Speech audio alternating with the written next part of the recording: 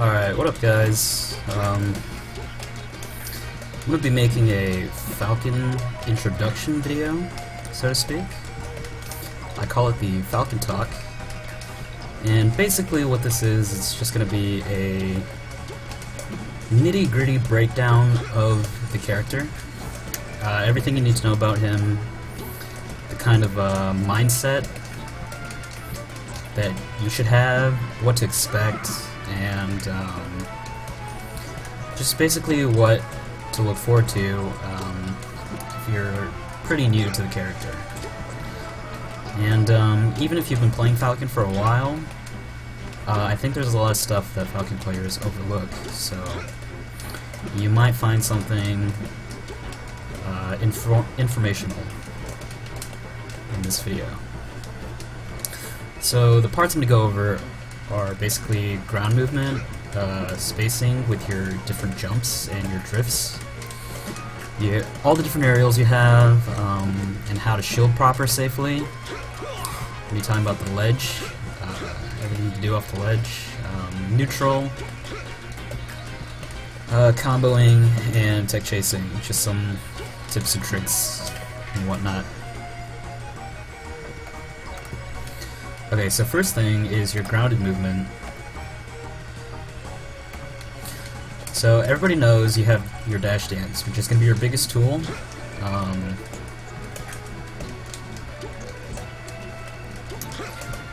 Actually, I'll do the introduction first. So basically, Falcon is considered, like, on the tier list, he's anywhere from like 5th to 8th.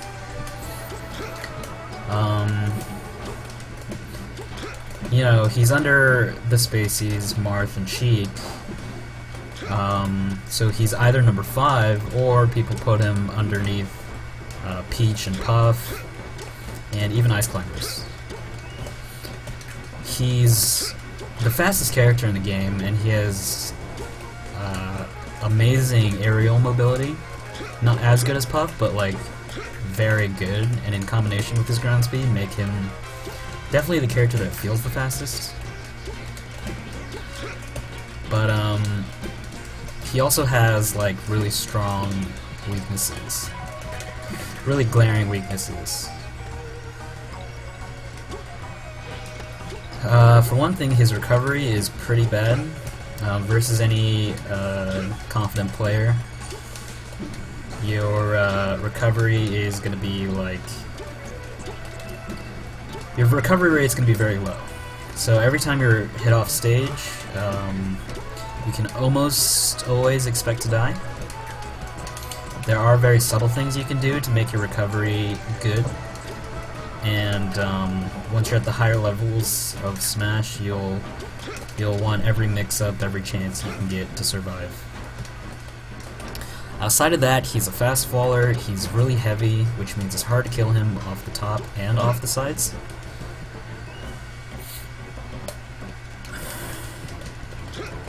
So, as long as you're not getting edgeguarded, you can live very long.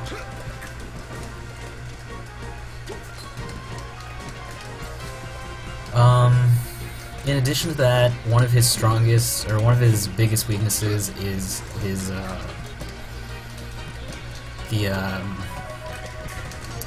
how fast his hitboxes come out. So he has range, and he has speed, and he has good movement, but the reason he's not higher on the tier list is because all of his moves come out really slow. He has almost no grounded options, and all his aerials come out pretty slow, whereas like most of the top tiers have like moves that come out like frame 4. Falcon's fastest aerials are his Nair and his up air, which both come out frame 6. And his Nair hitbox is just his first hitbox, which doesn't do any knockback. Other than that, his knee comes out like frame 14, his stomp is like frame 16, his bear is like frame 12. Accompanied with a 4-frame jump squat. This means that like any kind of hitbox you want to put out is like really slow. Your fastest hitbox is going to be frame 10. On the ground, his only fast hitboxes is grab, which is just 7 frames average, and jab, which is frame 3. Jab can lead into gentleman, but it can be crouch cancelled, and gentleman's like the 3rd hit, so people can punish it in different ways, or SDI it. Other than that, his tilts are all like frames 10 and above. Like every tilt is terrible. His smash attacks are all slow as balls, and everything is just basically very situational if you want it to be good. But the #1 lesson you learn as a Falcon player is to not just try to outspeed everybody. If you try to outspeed everybody, you will lose to most people. Peaches will nair you out of shield, float cancel nair you out of shield. Mards, Sheiks, Foxes, Falcos, just everyone has aerials that are faster than you, so if you just try to outspeed everybody, you're just going to run into hitboxes all day, and you're going to die.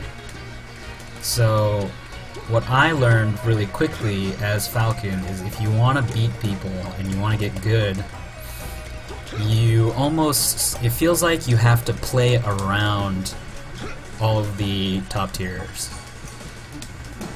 You have to know or have a good idea of what they're going to do, and then you have to do the exact thing to counter it or beat it. And this makes the game really interesting in terms of neutral. You have like ways of staying safe. You can like shark with your jumps, you can dash dance and react, but some characters are just so fast that like you'll want to have like a good idea of what someone's gonna do, so when you see it, then you can react quicker and punish. And this becomes like really essential in Falcon play if you want to get your openings.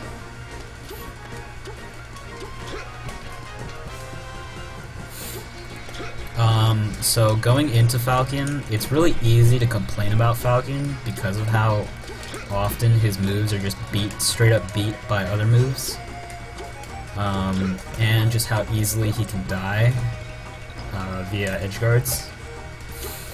But if you want to make it far with Falcon, you really have to accept these flaws in your character, and you're gonna want to do everything you can to make your weaknesses less prevalent and less exploitable. You don't want to John or complain about your character, because it's just gonna make you like refuse to adapt, which is what you need to do in order to win. So if you want to play the character, you're gonna have to have an iron will to figure him out and practice and everything. If you're a little wiener, you can play Fox, Falco, Sheik, or Marth. Or any of the other top 8 characters. They're all wieners. Okay, I think that's fine for an introduction. Okay, so for grounded movement, you have your dash dance, which you can vary quite a bit. You have insane amount of range. This is the max length of your dash dance. Insane amount of range, and you can vary it however you want. But there are also other tools that you have that I think are important to know, at least. So when the situation arises, you have access to it. And you don't see a lot of these movement options too common in Falcon play, just because of how like specific their uses are. But they're still important to learn. Falcon is like a movement based character, so like if you want to do well with Falcon, you're gonna have to know how to move well. Really the biggest thing, and this is part of the introduction to the character as well, like the reason Falcon as a history haven't like won a major, or like there's no god that plays Falcon, because Falcon is insanely hard to control. He's almost too fast for his own good. So if you want to be good with Falcon, you absolutely have to know how to be precise with your movement and your hitboxes. And this precision extends to timing as well. And this precision and accuracy in your movement is absolutely crucial. Like, when you're practicing the character, you want to be able to stop exactly where you want to stop, and you want to be able to do exactly what kind of movement option you're trying to do. And if you mess up anything, you're dropping a punish, or you're losing neutral. And if you drop a punish as Falcon, oftentimes the tables will turn on you and you will die for free. So Falcon is insanely hard, but I think when you do everything right, and that's all up to you, is how precise you are and how accurate you can be. When you do everything right, Falcon is insanely rewarding. Frankly, he's the only character that I'd be willing to play in Melee. If Falcon didn't exist in Melee, I probably wouldn't play Melee, straight up. So, in terms of your grounded movement options, you have your dash dance, but you can also vary the length of your dash dance based on what kind of thing you do. So, okay, what I mean is, this is your max dash dance. So each dash goes about the length of like the entire center of Battlefield in between these two platforms. And I'm tapping each direction, left and right, and I'm holding the stick for a little bit. But you can do like half of this length if you flick the controller like this. So this is the long dash, and this is the short dash. The shortest dash is about half the distance of the long dash. And you can tell, like, you can hear the flicks. But like this is useful because you can foxtrot with it, and you can do short into long, long into short, and yeah, you can vary what you do with this dash to like bait people, trick people, vary your timing windows, space yourself properly. Not a lot of Falcons use this, but it's a really good tool in my opinion. Yeah, since I mentioned foxtrots already, foxtrotting is basically at the end of your dash, you have a short window to do another dash in the same direction. If you're not foxtrotting and you just dash forward, if you try to turn around, you do this like really stupid turn animation, and you can't do anything in this animation. That's because you're running past your dash dance into, or you're running past your dash into what we call run, and in run you can't dash dance. So the run animation is this for Falcon. He does this his arms thing. You can make him run slow, which is really funny. That's from like holding the control stick like down at a diagonal.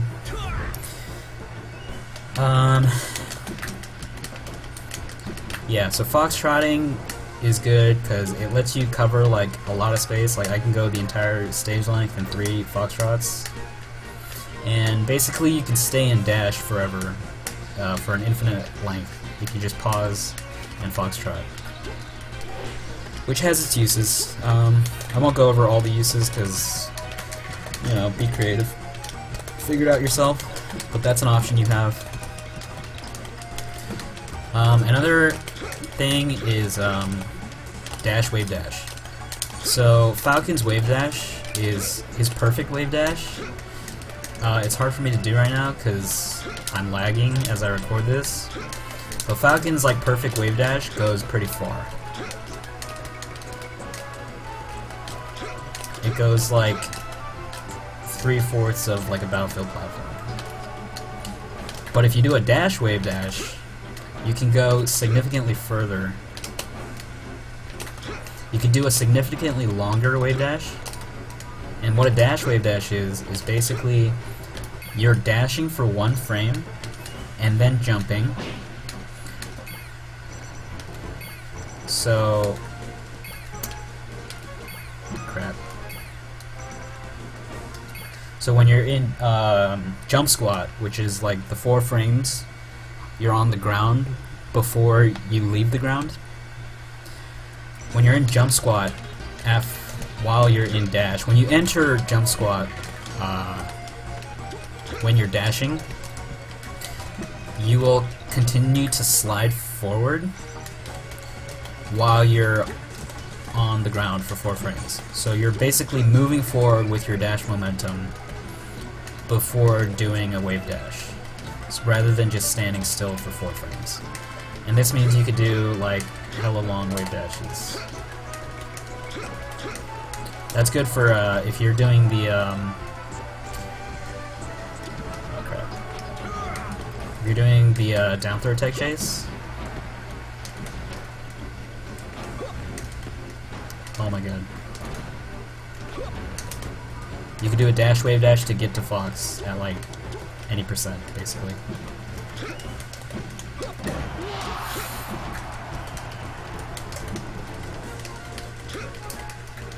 Another thing is dashback. So dashback is stupid because it's inconsistent based on like controller polling and crap. But the logic behind the dashback is anytime you want to dash backwards from your standing position or crouching position, you wanna go from center or down to left or right, depending on whichever direction's backwards. You want to go from neutral to backwards in 1 frame. And the randomness comes from when your controller pulls the where the position of the stick is or whatever. But basically, you can increase your chances by like smashing backwards like really quickly.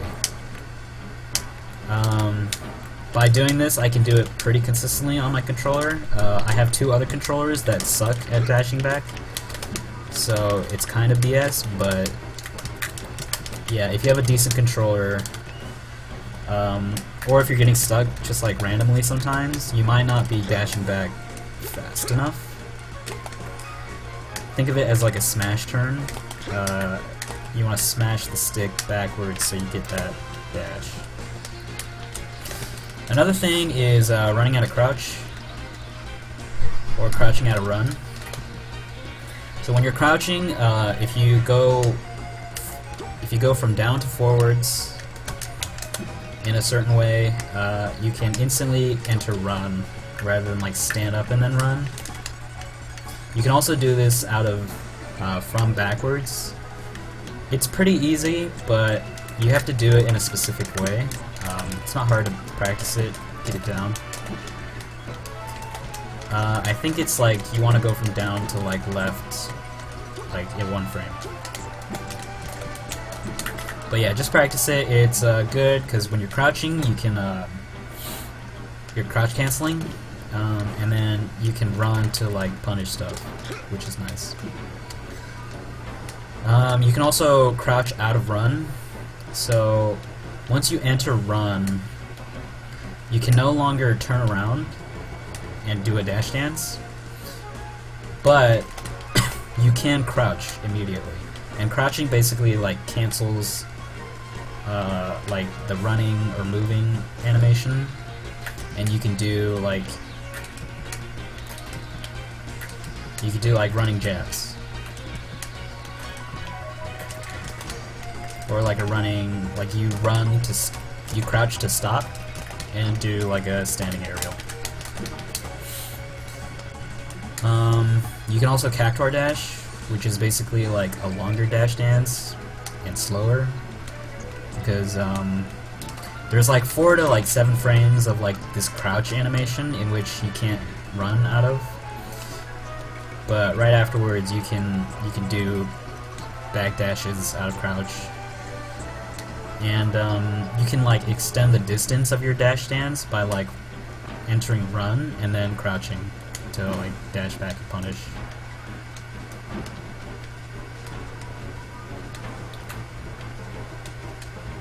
Yeah. Another thing that's pretty good for Falcon is pivot. The pivot. So basically, when you're dash dancing, there's one frame as you turn in your dash dance that you're basically in the standing animation. It's so if you look at Falcon closely, it's the frame where his head is like the highest. And in that frame, he's turning around. Yeah, like, yeah, one of those frames. Anyways, he's turning around, and if you jump on that frame, you'll do a neutral jump. You can also do like a forward jump. But basically, you're not doing a dash jump if you hit the pivot frame. You can do a pivot backwards jump,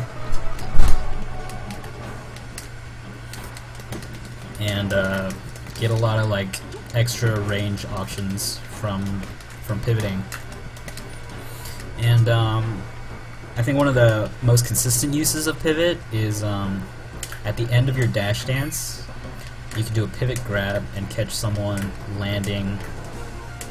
You can dodge someone's move with your dash dance, and then punish their landing with a pivot grab. And that's like a lot of range that you can run away from and punish. If you need that like extra tight spacing, and you don't want to like dash forward into a grab, you do a pivot grab.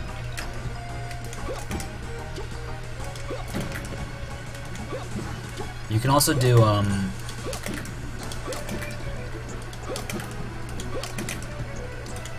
pivot jabs.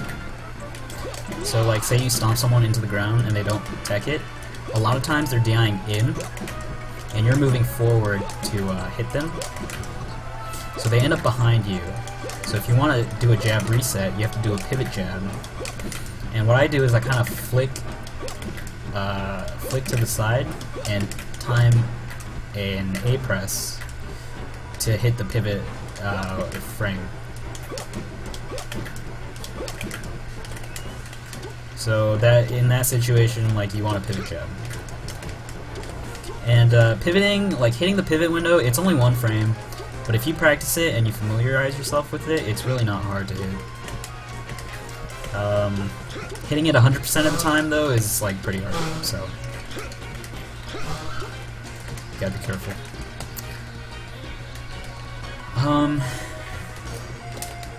Alright, wave dashing out of shield is super important because Falcon's not really good out of shield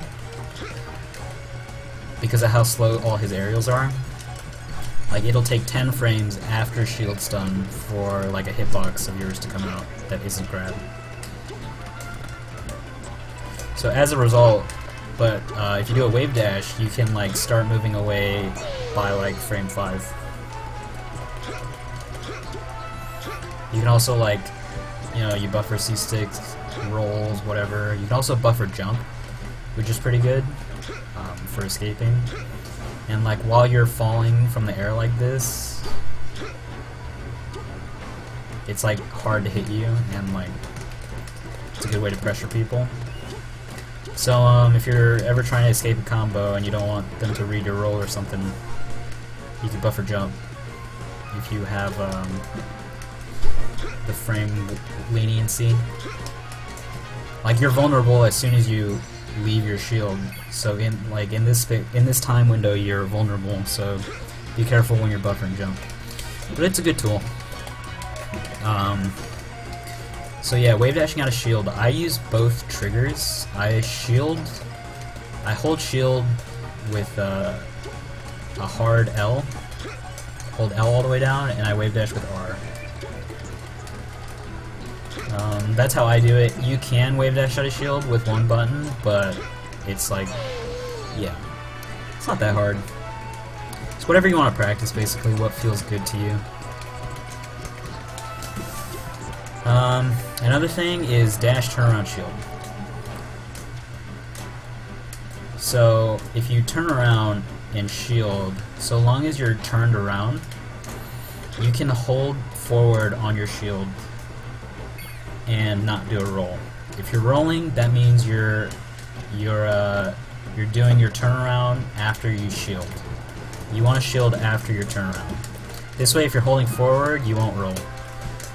And what this lets you do is it lets you have a mobile shield, meaning you can throw people's like spacing and timings off with your shield. So you can move into them and shield and make them do an unsafe aerial. Or you can move away.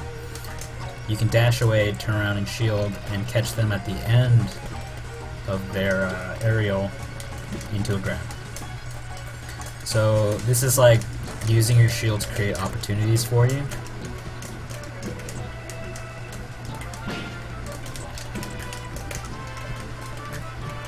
S2J does that a lot, and can catch people pretty well with it. Okay. Another thing you'll want to know is how to do neutral aerials, or how to do like how to stop your momentum before like doing an aerial. So when you're dashing, if you shield, you'll instantly stop.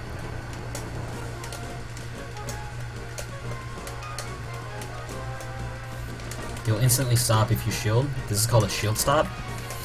And you only need to shield. You can jump out of your shield like after frame 1. So, you know, if you try jumping without stopping, you do a dash jump. And when you dash jump, you can cover a lot of range, but because of how slow your aerials are, and like very quickly as Falcon, you learn that like dashing aerials can get you punished really easily. So what you want to like know how to do is like retreating aerials that are still spaced well and stuff. Dashing, your dashing momentum often puts you too far forward into harm's way, which is what you want to avoid. Which is you want to avoid sometimes, or most of the times.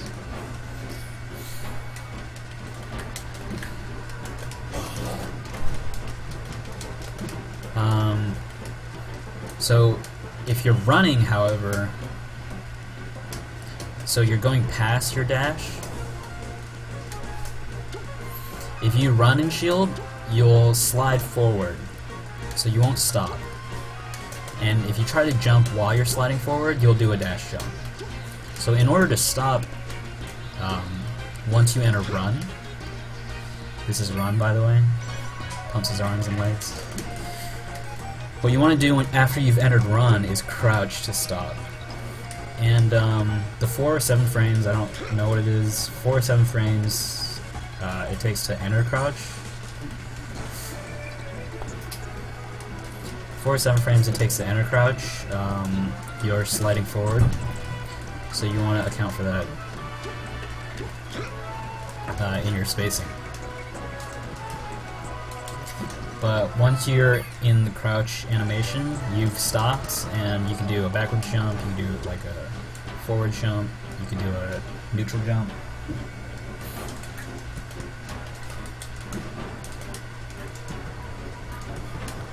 Oh, and for this run cancel, I'm basically pressing down and then pressing A, like right afterwards. I don't need to wait for my like this entire animation to be done before I can, like, in order to cancel my run.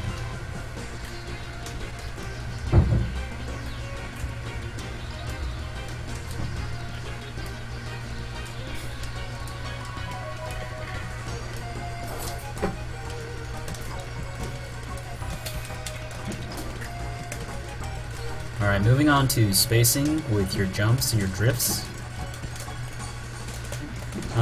Basically, if you know how to stop your momentum, then when you are stopped, you have access to 3 different kinds of analog jumps. They're called analog jumps. If you hold forward as you jump, you do a forward jump. If you hold nothing, you do a neutral jump, and if you hold back, like as you're leaving the ground, you'll do a backwards jump. The same thing is true for dash jumps.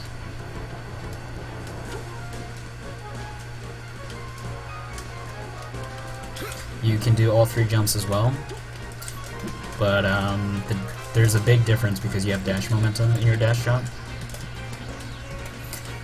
But, and after you do any kind of jump, you can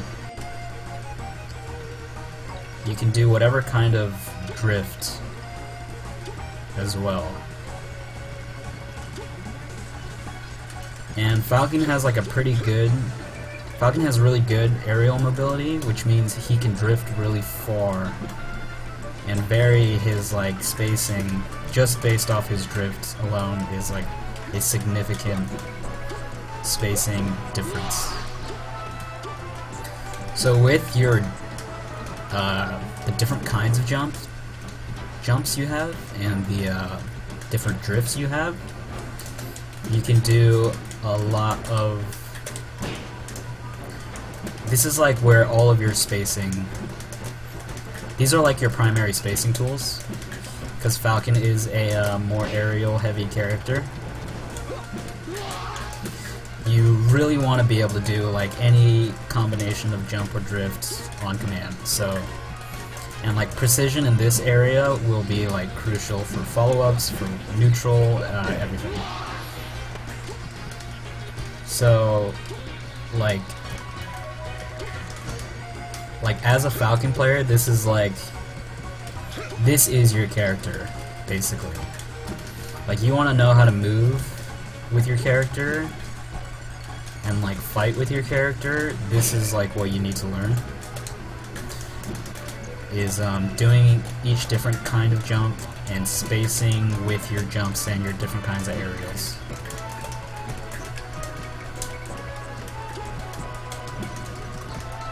There's so much room for nuance in your spacing game that this is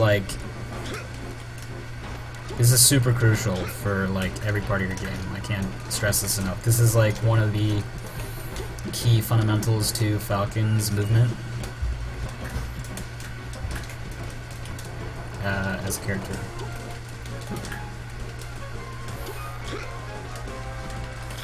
So you want to make sure all those are super down.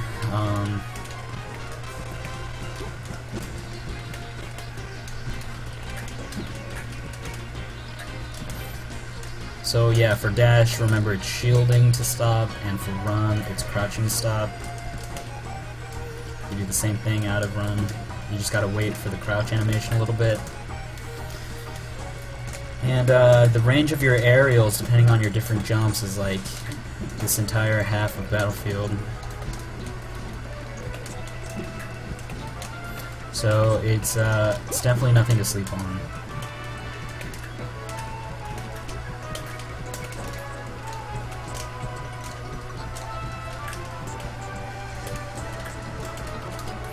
Okay, so now let's talk about Falcon's aerials and shield pressure.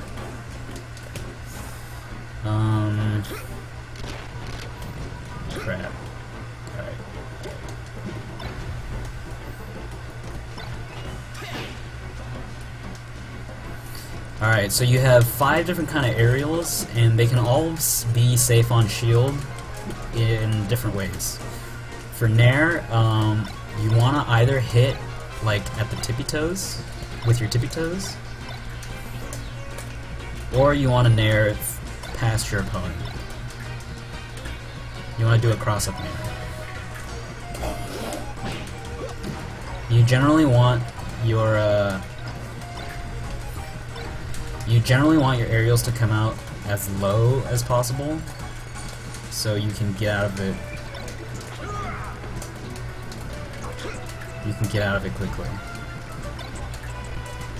Basically, what you want to avoid with your Nair is drifting into like your opponent with your Nair, because then they can grab you for free or shine you. You want to be spaced outside of the range that they can hit you out of shield with. For back air, it's the same kind of deal. You want to space like the tip of your back air, or you want to do a cross-up back air.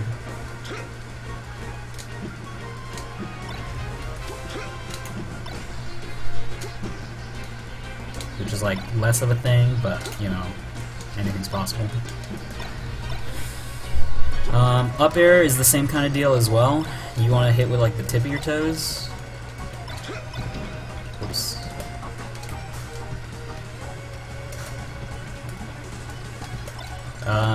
In general, you want to be like spaced far enough away and do your aerial low, so they have less time to punish you. Stomp and knee work kind of differently, a little differently. So for stomp, you can drift away after your hitbox comes out. And you can use this to cross people up if they don't have shine, if they don't have good backwards hitboxes, or hitboxes from behind them. Or you can drift out of their range. You can do this by not fast falling, or just you know, do the jump in that direction. The impact of the hit will push them away a little as well. But that's how you stay safe with stomp. Also, if you do the lowest possible stomp, stomp is like 0 in terms of like frame advantage, meaning that if you do the lowest possible stomp and they try to grab you, you have time to dash away to avoid their grab. But it's pretty hard to do the lowest possible stomp. Oh, fun fact, you can shield poke. You can shield poke with the you can shield poke with your stomp hitbox if you do it low enough. So the hitbox that hits a shield when you're like inside of a character or inside of your opponent is really low. So you can see at the legs right here is where I hit them.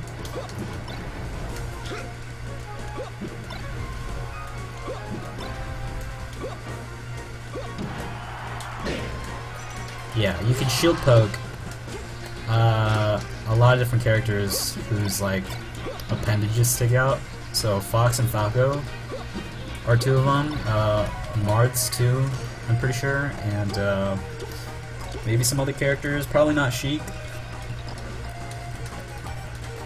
But yeah, just know that's an option. S2J is like the only Falcon I see doing this. When it happens, you can really tilt your opponents because it's kind of BS. It's also really funny.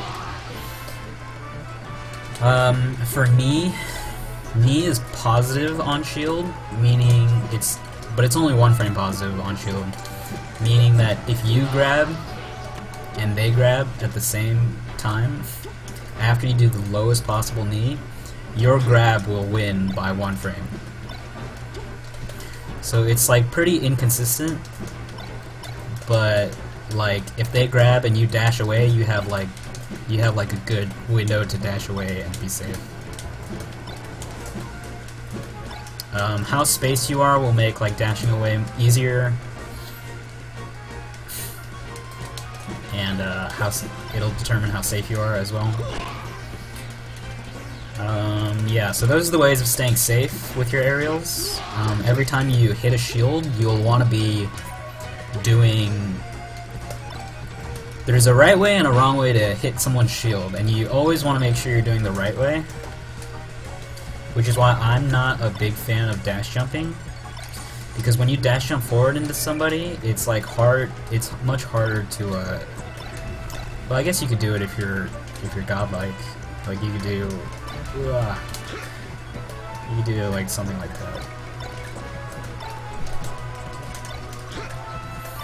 But if you're dashing into somebody, it's much easier to it's much harder to stop yourself from like landing like right in front of them.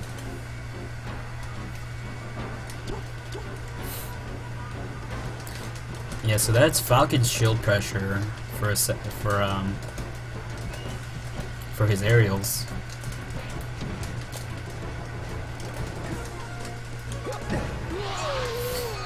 What to do after you do a safe aerial, you can either dash back, which like allows you to react to something they do. You can react to grabs and punish them.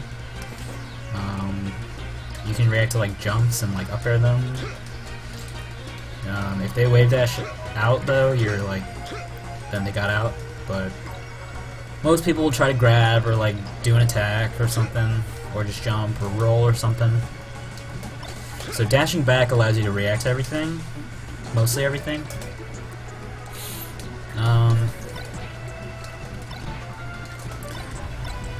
After a safe arrow, you can also jab. Jab comes out frame 3, which will beat shield grabs. And you can jab into gentlemen. Those are the most common things that Falcons do. Kind of a silly bait is like... Some silly stuff you can do is like a safe aerial into like a forward smash. So if someone tries to grab you, like the forward smash like pulls you back to avoid their grab, and then they get forward smashed, and it feels really rude, which is awesome. Same kind of idea, you can do Raptor Boost after a safe aerial.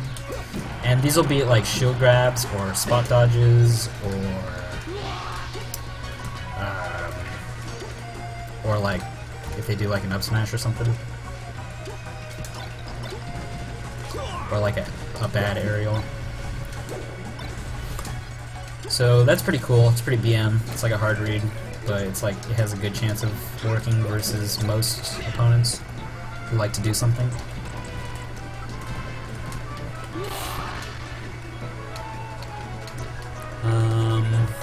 Those are, yeah.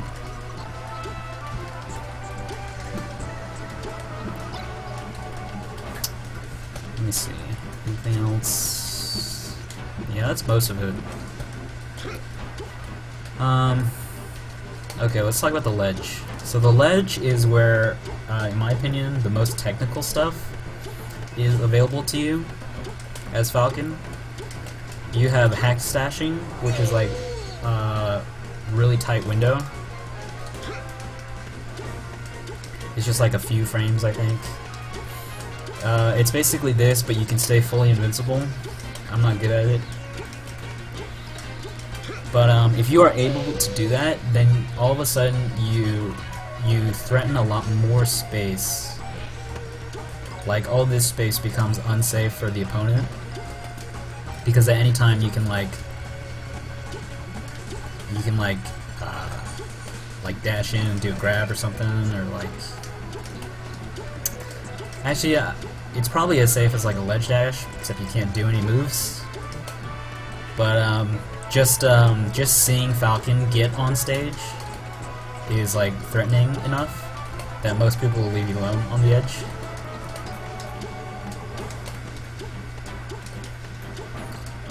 Most people will try to challenge you though, like see, they want you to prove that you can do it fully invincible. So if you are trying to hack stash, so don't try to hack stash unless you can hack stash.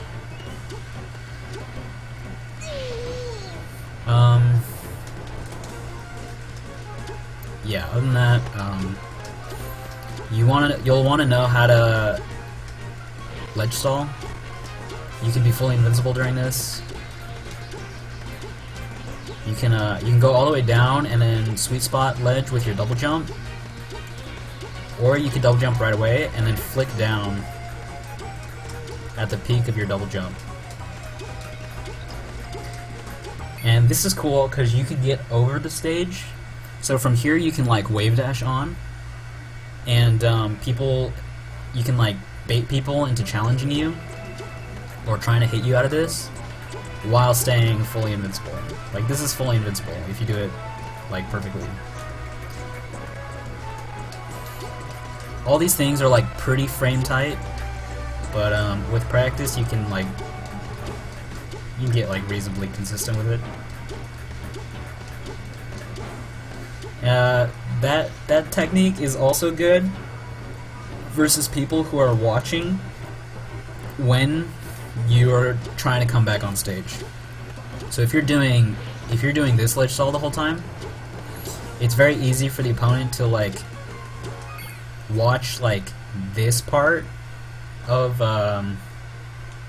can't control the camera with the C6, but like basically like as soon as your head peeks over the stage, then they know that you're trying to get back onto stage, and they can time their hitbox to hit you based on that visual cue. So what the second stalling technique allows you to do is stay invincible while like it's basically destroying their visual cue for the first one. Like once they see that this is also invincible, then all of a sudden they have no way of telling like when you're gonna go on stage. Yeah, and all this one is I'm double jumping as soon as I let go of the ledge, and I flick down to fast fall to the ledge.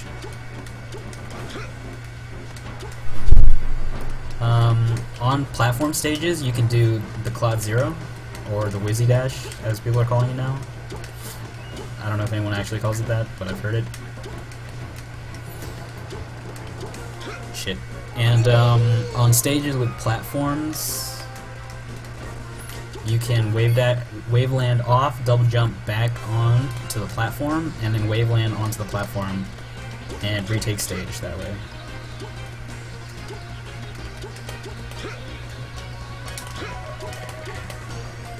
And all of a sudden you're like right here before they have any time to react to what you're doing. So that's a really good way of retaking center stage. You can also do a ledge dash into a shield. So you can ledge dash shield and still be invincible by the time you enter shield. And this is good versus like people who will throw out like a lasting hitbox, like a spacey forward smash, in order to just cover like this range and timing of you coming off the ledge. And if you try to like wave dash onto the stage, you'll get hit because you're in wave dash lag, and the hitbox stays out and it'll hit you as soon as you're not invulnerable. So the ledge dash into shield, perfect shield, is it's a pretty tight window. You have to be like near perfect with your ledge dash timing, your ledge like perfect in like all your timings.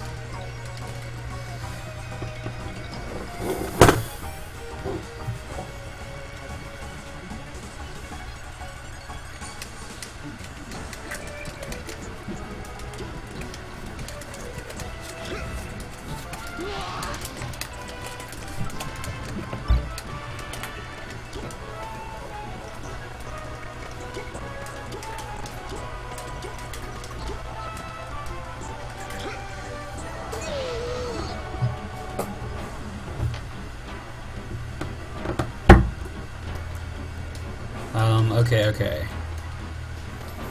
Another thing you can do is, you can do, like, invincible aerials. So you could do a nair. And, like, at the peak of your double jump here, you can fast fall down. So you can, like, do an aerial, and then L cancel it. Fast fall, L cancel it.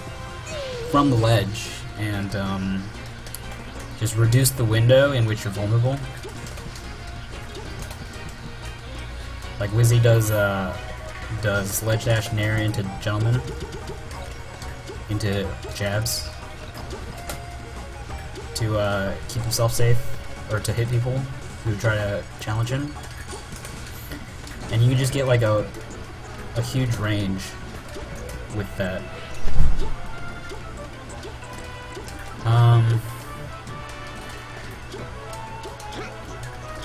You can ledge dash into a roll, which will be fine if you do the perfect ledge dash. You can also no impact land. Okay, before that, you can do an invincible up air. Although if you do a rising up air, you'll like fall, you'll hit the stage more slowly and be vulnerable for longer. So that's like a common noob mistake, is doing the instant up air from the ledge. It's got pretty decent range, but yeah, you're vulnerable for a long time afterwards. So one way you can mix it up is doing a late up air, and you can kind of react to their approach this way. Yeah, you can do invincible knees, invincible stomp, I think, maybe. Yeah, that's pretty invincible.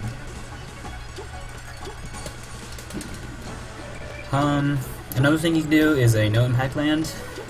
So if you fast fall the right distance before you jump, and you hold forward into the stage as you're jumping up with your double jump, because Falcon reduces like the size of his body with his double jump, you can do a no impact land. And from the no impact land, you can do a raptor boost. That's amazing. You can do a raptor boost, which isn't fast by any means, but it can catch people off guard. You could do a grab. You could do you could do a roll. You could do a buffer jump. You can do stuff really quickly. Just be sure you practice it, and on Battlefield, be sure you don't pineapple yourself. Which is possible if you try to do it like instantly, or you start holding in like as soon as you can. Not really. You really shouldn't be pineappling yourself. You're probably not jumping fast enough if you're getting pineappled. Oh, second last one was really fast. Yeah, so there is a bunch of crap you can do at the ledge.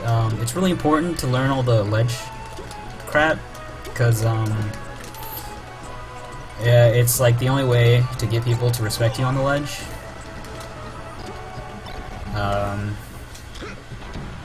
Yeah, and if you're bad at the ledge, you'll just get like F-smashed off stage and you'll die. So it's really useful to have people respect you on the ledge. So you gotta have at least something to prove, like, that you're worthy of being respected at the ledge. Oh, last thing is, this is like the easy ledge dash, or like the easy no impact land. You double jump up and you wave dash down. This is good because you're not that far into stage, so people who are like zoning you out from here like won't be able to hit you. Generally, people have to commit to hitting you at the edge right here in order to make contact with you. And it's hard to mess up. You just wave dash down once you're high enough, and it's still pretty fast. You can get out of there really quickly if you like buffer a jump or a roll or like anything. It's really good.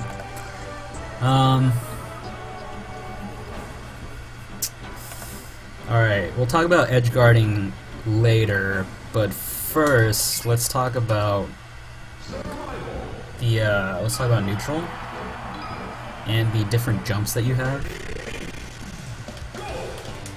So Falcon is like a super fast character, both in the air and on the ground. He's only not fast with his moves, but like when you're playing neutral and you're like you're trying to stay safe while also like throwing out hitboxes and pressuring people, from the right range you can stay safe while still like threatening people and pressuring into keeping pressure on them, pressuring them into like doing something punishable. So like because Falcon can at any moment do this, which reaches like across an entire stage,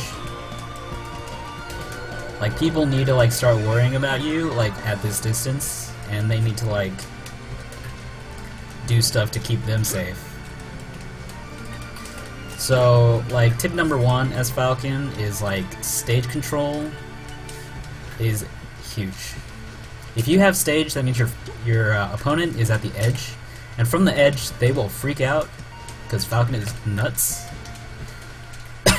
They'll also die easier if you hit them here. And it's also harder for you to get thrown off stage and gimped or edge guarded if you're in center stage. So this is a problem because Falcons feel like they're so fast, and typically the people who play Falcon are really aggressive and they just want to beat the shit out of people. So what Falcons will often do is give up their stage control and just try to like approach an opponent who's at the edge. But the thing is, as Falcon, you don't need to do that ever. And when you do, you're risking losing stage control, and you're risking getting hit off stage and dying like instantly. Like I play versus local Marth, or I like grew up playing this local Marth, and he would just like between stocks he'd go to the ledge, and I'd always try to figure a way to beat him at the edge, and he'll just like shield my nair and then like back throw me and kill me. And it's fucking bullshit. So don't be stupid when you don't need to. Like when you have stage control, you literally don't have to like approach. It's up to them to like figure it out.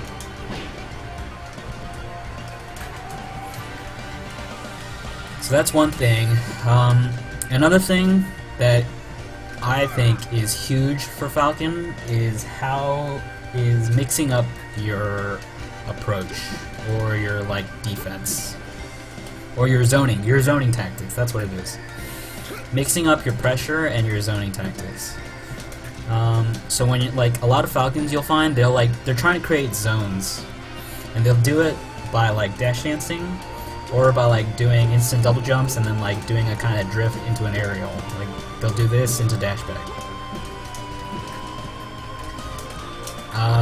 The problem is with any of these motions, assuming you're not PP in terms of dash dancing, all of these, like there are ways for the opponent to like catch you if you're doing either of these things. But what Falcons don't do enough of is mix up between their horizontal and their vertical neutral games. That's what I call it.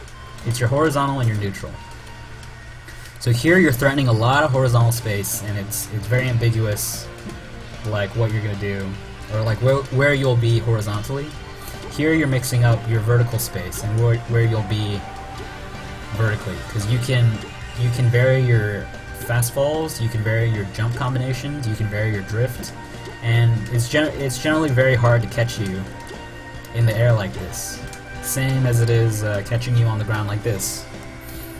But you don't want to get stuck doing one thing, especially the same thing all the time. I see a lot of Falcons who will they'll just do this. They'll do instant double jump into like a back air into a dash roll. And this gets like predictable, and people can catch you as you jump a second time. Not enough Falcons are comfortable with mixing in between, like playing this game into playing this game. If you can like adequately mix up both of these into your game, so it's ambiguous what you're going to do next, it is very hard for opponents to catch you and to avoid your hits.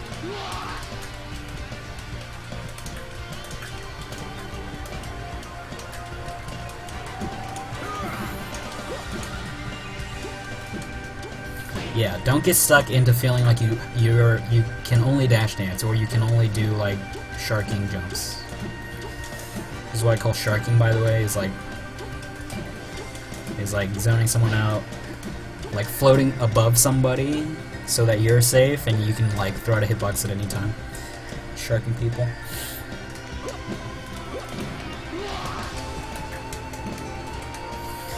Another thing you can do is be smart with your shield and use your shield to create opportunities. So I talked about this with your shield stops, but you can run in shield, you can wave dash shield, and just any way you can like throw off your opponent's spacing on your shield. It can lead to shield grabs or like attacks out of shield. Like if you catch Marth doing a rising fair deep into your shield, you can hit him with a nair and start a combo that could kill him. And if you're able to like throw off like a spacies like nair spacing and get him to do a high nair, you can get a shield grab that can lead to a kill.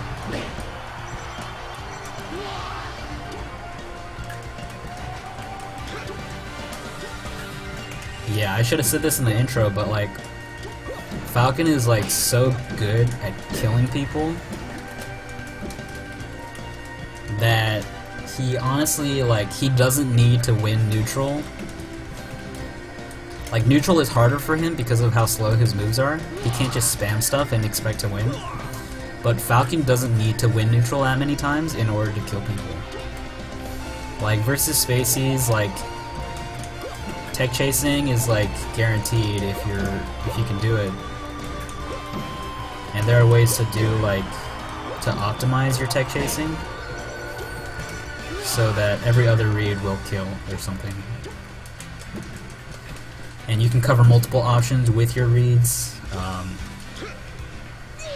Yeah, there's different stuff that we'll get into later in Techchasing. And versus floaties, floaties suck.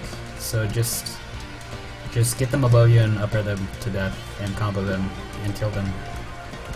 Floaties, they die really quickly. You can still tech chase them every time they hit the ground. And you're faster than all floaties, so...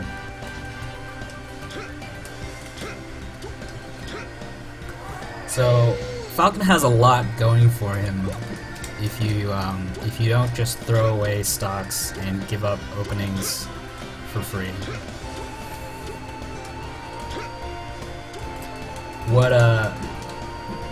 So Falcon can kill off of like 1 or 2 openings, ideally. Well, in just like a couple openings, right? And he himself is like very heavy, so he can live forever and he can kill people quickly. So you have to make this dynamic work for you by making your stocks last and by punishing the best you can, not dropping stuff when you can't afford to, and stuff like that.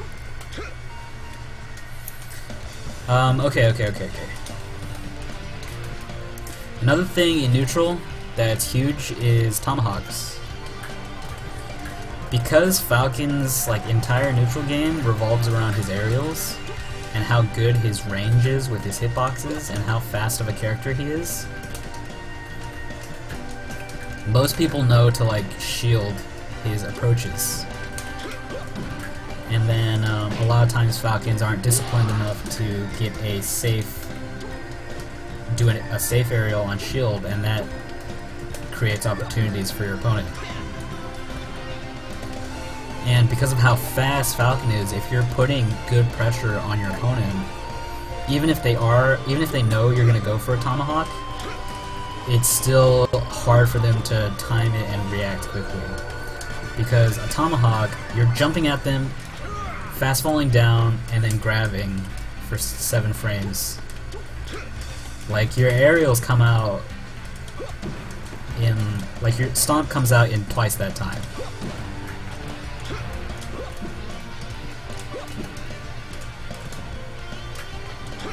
And versus like almost every character in the game, if you get a grab, you have a chance of killing your opponent. So grabs are huge, so just grab people. When they're shielding your aerials, just grab them.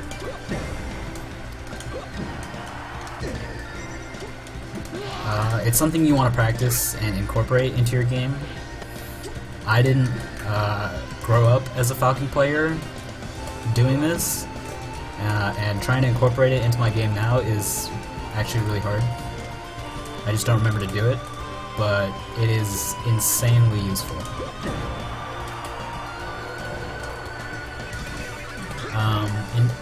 Other than that, know that jab or grab are your fastest hitboxes.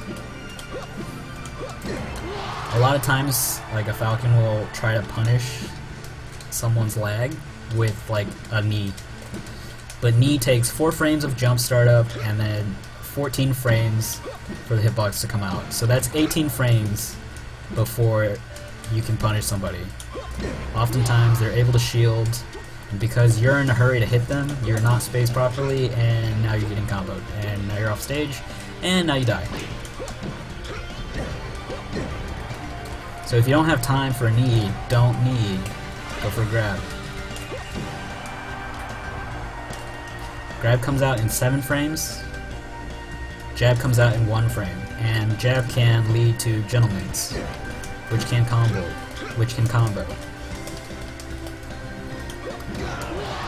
I'll take this time to explain how I gentleman. There are different ways to do it, but my way is like pretty damn good. Basically all I do is I tap A 3 times at a certain rhythm and hold A the 3rd press, and I let go as the 2nd jab is ending. So the rhythm's kind of like this.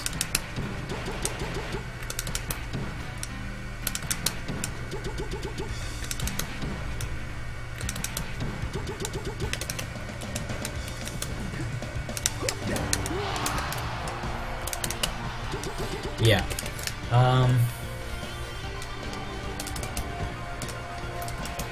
This is absolutely consistent if you do it right. You can do it a little faster too. And with that technique, you can do the fastest possible gentleman. I'm not sure if it combos, but people can crowd cancel it, so if they're on the ground, it's like not always guaranteed. But it does come out really fast. However, with this technique, you have to hit the first 2 jabs before you do the 3rd jab. Otherwise, the timing doesn't work.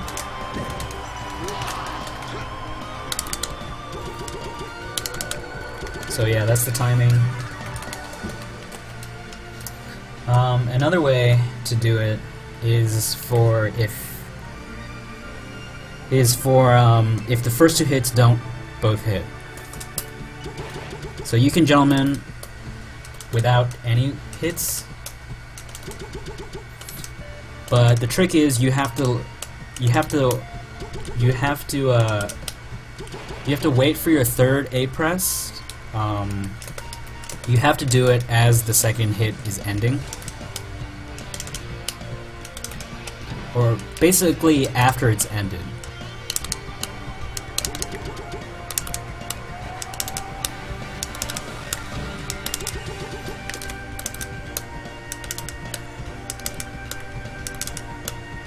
So yeah, that's the kind of timing.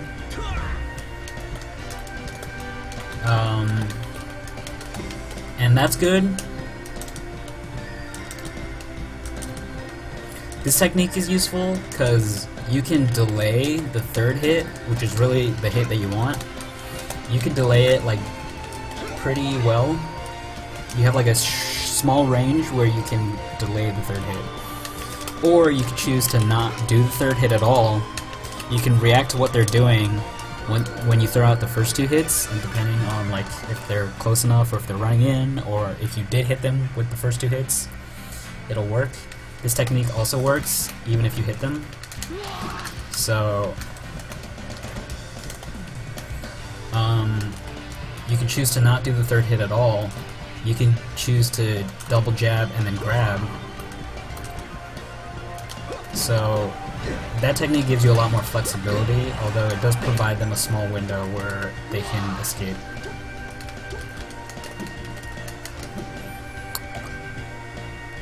Yeah. Alright, let's go over some like jump and like aerial shenanigans. So this is your full hop. It is hella tall, and this full hop can jump over like most things. Fox's full hop will hit this. Like Marth's like aerials can hit this. But other than that, like you can jump over like a lot of stuff with this, and you can really put on like pressure just from like jumping over people. It's the same thing Falcons do. You can do it just as well as Falcon. And just doing this puts like a lot of pressure on people. You can like do slow aerials, and that'll like, people will get antsy because they expect like a fast aerial. So when you do a slow one, you can oftentimes like catch a jump, or they'll freak out, or whatever. And like, even if they like fully, completely shield it, you still have so much control that you can stay safe, you can continue to pressure them. You almost want them to shield it. It's just so like you can put them in a state of pressure for longer. And it's really this pressure that you're playing with when you're using like your vertical zoning and vertical neutral. This is your full double jump. So this is like as high as you can go. So it's interesting to note that if you do an immediate double jump up air, you're actually not doing the highest double jump, because you're up airing as you're rising and not at the peak of your two jumps. Your peak, your highest up air requires you to delay it a little bit. A lot of times, like Falcons will try to like hit somebody off, like who's like way up here, like recovering. Their up air will come out like here, and all of a sudden they're like drifting forward and away from the stage without a hitbox protecting them. So what you want to do is, instead of doing like a dash jump up air off stage, you can like you could do like a forward analog drifts, or like a forward neutral jump, and like slightly delay your up air.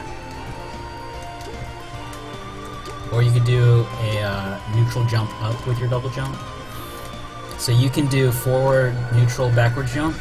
You can do the same thing with your double jump. You can do a forward double jump, a neutral double jump, and a backwards double jump. So if I do a dash jump forward, I can, if I'm not holding anything, when I'm pressing my double jump, I can jump straight up. The forward momentum from your first jump doesn't carry over. So if I'm trying to like zone out Peach, who's recovering here, I can do this jump and then drift back to safety, and I never put myself in harm's way. Unlike this.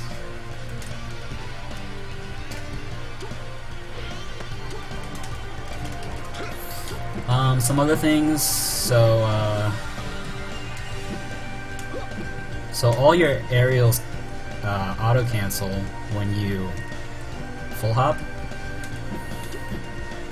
Bear you can do twice. You can do 2 moves if you do a rising bear. Same with up air. If you do a knee, you can do like a falling up air or a back air. You can do a stomp into an up air, and you can even do a stomp into bear, but it's like pretty tight.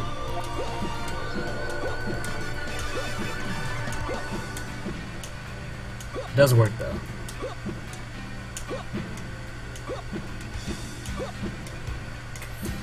I'm getting like slight lag sometimes, so you'll just have to take my word for it. It's pretty tight. Yeah, there it is. It's pretty tight, but you can do it.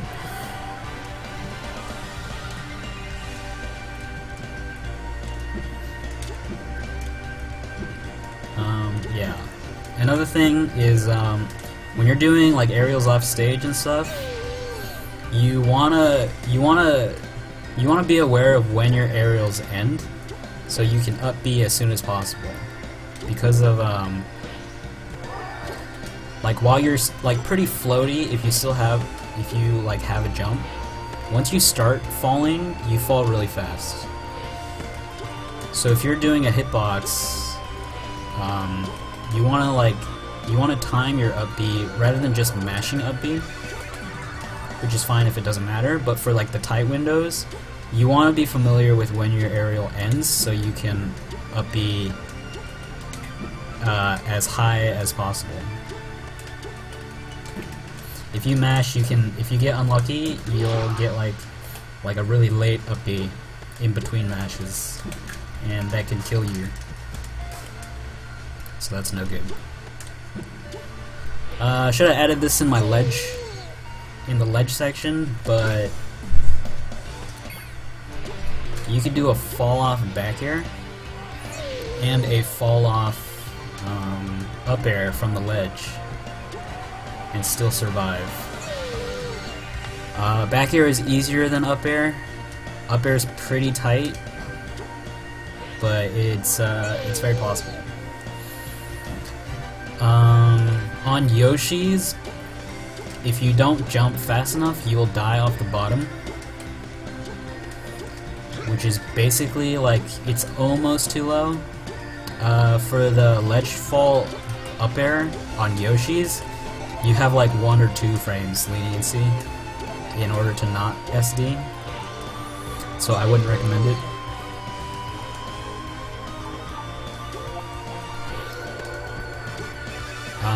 Another thing, especially if you're doing the ledge release aerials,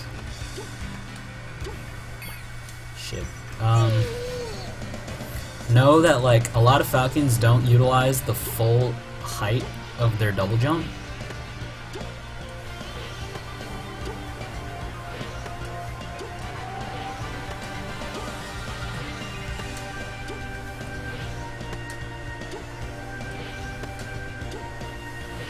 So you actually need to let the double jump stay out a little bit longer than you'd expect in order to get like the highest, to get the peak of your double jump. And this vertical distance is actually really important for like up B recoveries and just recovering in general. So you want to be aware of that. Make sure you can do it. It's not hard, but you gotta be aware of it. And you can't be too on edge, or too impatient when you press up B. Too hasty when you're doing your up B. With your up B, you can also like drift significantly. Like you could start drifting like right at the peak of your up B. Just play around with the drifting, but you can grab the ledge from behind, so long as you're not in this animation. In this animation, you can no longer grab the ledge from behind. But in all the tumbling animations. Like from here, you can still grab ledge. Just kidding. I lied. From here, you can still grab ledge. So it's pretty significant, and you can use that to like dodge hitboxes and stuff. Yeah, it's pretty great. You can also edge cancel your upbeats and stuff. I'm not gonna try to do that because it's really hard for me. None is amazing at it. I don't know how he does it. It's insane. Yeah, with the so yeah, what you're doing here, I didn't explain this as well or fully earlier. What you're doing here is you're doing an aerial in your interruptible as soon as frames, or Isaiah frames. Meaning that like the move hasn't fully ended, but there's like a few frames at the end of like most moves that you can do another move. Marth's down tilt is a good example of that. Whatever. But for Falcon, like his back airs, he can do like multiple back airs like really quickly, and None does this a lot to like bait people, because most people are used to like Falcon doing one aerial and then like backing off. But None will like do one aerial rising and then another back air, another aerial falling. He'll do like two aerial. Yeah, he'll do crazy stuff. But basically, in neutral a lot, you can like do a rising aerial, and that'll subconsciously bait people into approaching, because people are looking to catch you after you do an aerial. So people will just like rush in after the first one, and you can do stuff. It's a bait. Baiting is super useful for Falcon because he has the tools to punish people, or he has the speed to punish people, and one opening can lead to so much.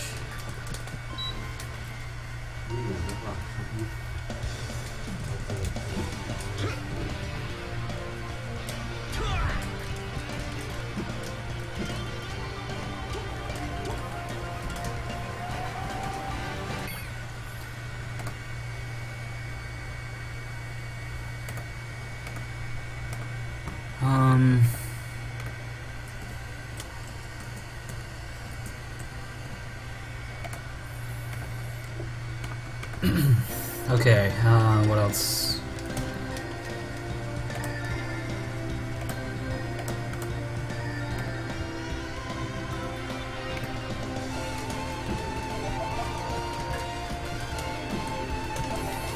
Okay, comboing. So for most characters, like back air combos, back airs, nairs, up airs will confirm into knee or stomp.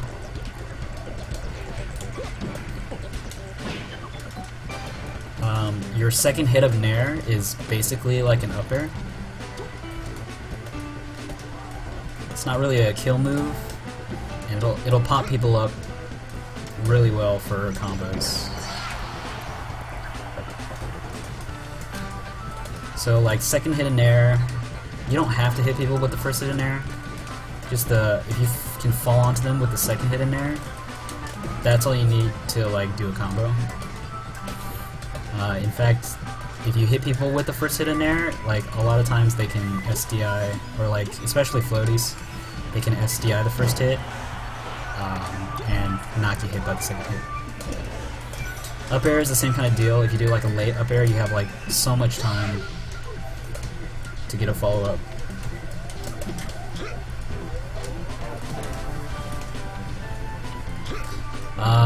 Falcon has a bunch of different throw follow-ups on people, either down throw or an up throw.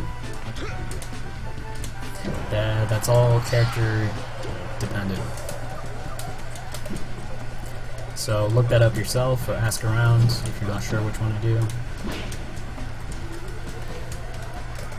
From a throw, you can do like aerials into aerials. Falcon's up smash is actually pretty strong. It's like sometimes you can catch floaties with it, and and it'll just kill. Like, you kill Puff at 80. It's really slow though, that's the only thing, and people can SDI like the vortex of the first few hits, and not get hit at the first by the strong hit. Raptor boost is also good for popping people up, like Mards, Sheiks, Spacies, Fast Fallers, and other characters at certain percents as well.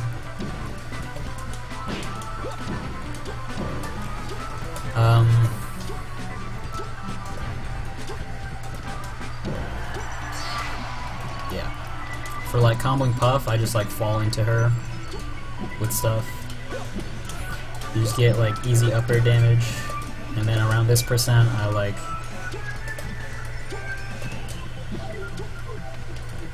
at this percent I can like still up air and stuff. Past like 50 you can do like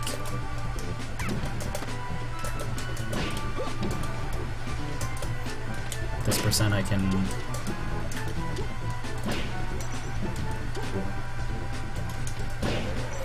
and now it's a little hard. So if you fall onto her with like a softer move, you do combos. For comboing floaties at like higher percents where nothing else works, one thing you can do is soft knee. And soft knee, you just knee, and the hitbox stays out for a while, and the soft knee will pop people up for a hard knee if you can track them well.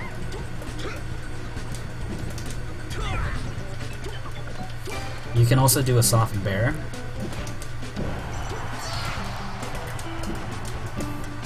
Bear is like the same thing. The hard hit is also really good for just straight up killing floaties at high enough percents. And these two moves are really good for comboing because you have like the vertical advantage versus most characters, so you can just fall on them. You can also like drift away and stay safe. They have really good disjointed hitboxes, and they both last like pretty decently. Knee lasting much longer than back air, but back air lasts like pretty decent as well. These also have the advantage of if they're trying to catch you like in the air, so if they like jump, if they like do a full hop, if you do like a falling knee on them or a falling bear, if they're jumping, then they'll be jumping into a hard hit, which will kill as well. And if they aren't jumping, then you're hitting them with a soft hit, which you can combo into a hard hit. So those two like combos are much rarer than like the harder hit conversions. And they're really important because that's the only way you can combo floaties at like this percent. Like it'll still combo here. I need to fast fall there, but and you can't like miss L cancels or anything. But like that'll combo if they DIN, which they're going to. And that was at like 110, so on a Puff. So basically, you can always combo people if you're insanely good. Practice it. You just gotta react to DI and then do execute correctly, and it's dope. A lot of times, like in a combo, you don't always want to jump immediately. Sometimes you have to run a little. Sometimes you have to run a little before you jump in order to cover that horizontal distance. So I didn't run far enough ahead, and I could only hit them with a soft move. Yeah, anyways. You'll also want to intuitively know like what combination of jumps you'll need in order to reach them. Like if like a floaty holds super hard in at like higher percentage, you have to do a double jump in order to get the knee. And you just have to know based on how high they are, what combination of jumps in order to reach them. Sometimes like a full hop is too high, but a short hop is too low.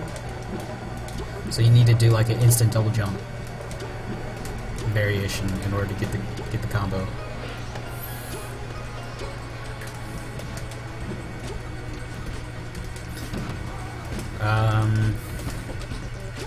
Yeah, so that's like the theory of comboing and stuff. If you want to see combos in action, just watch Falcons play.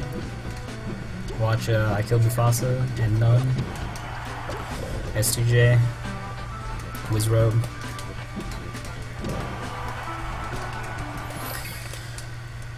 Okay, that's comboing. Finally, let's do tech chasing.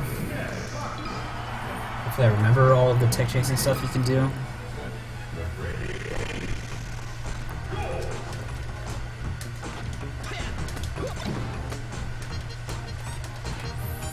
Alright, so if you're tech chasing, if your goal is to tech chase, it's pretty easy.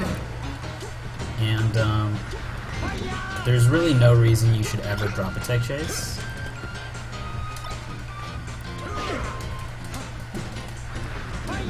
Because the flowchart is pretty straightforward. If your goal is to do the Wizzy, so long as you can react to tech in place with a grab, which you should be able to do.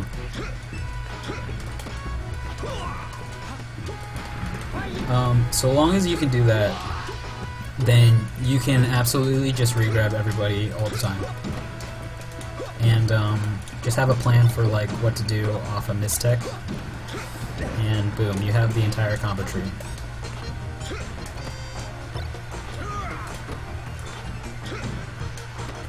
So one thing you can do is wave dash to where Fox is going to land with a dash wave dash if they DI away, or just a regular wave dash.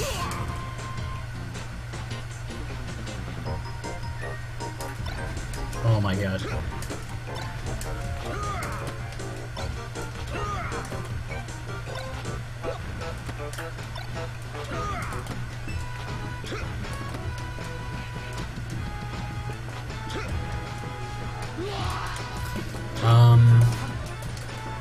Sometimes if you do a dash grab, for versus tech away, if you do an instant dash grab, your forward momentum, your sliding momentum, isn't enough to reach the Fox. So you want to dash a little before you hit the grab button, which can make getting there a little harder to do, but not by much. Alright, I'm not really good tech chasing right now, but if you just practice it like a little bit, you can get good at it. It's really straightforward. Really, the hard part about tech chasing is getting in your own head. Another thing about tech chasing is, as a Falcon player, you usually know when you messed up, or if you're too late to get a grab, guaranteed.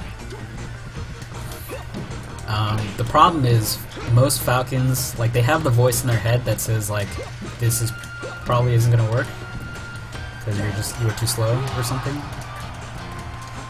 But we try to do it anyways, and then miss, and then get punished really bad.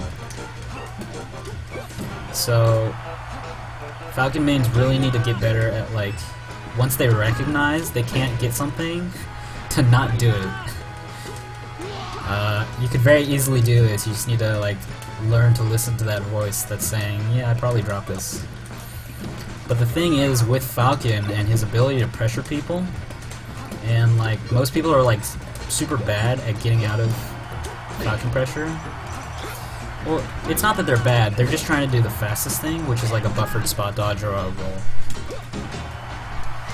So, if you're a Falcon who's tech chased a lot, and then you're too late, and you recognize that you're too late, all you have to do is throw in a dash dance see what they do after they get out of your tech chase, and then punish that with like a grab. This grab's the fastest thing you can do. A grab or a read.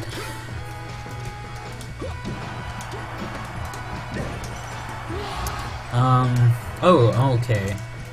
I needed to put this in my aerial video. Damn it, I near forgot something. Okay, basically...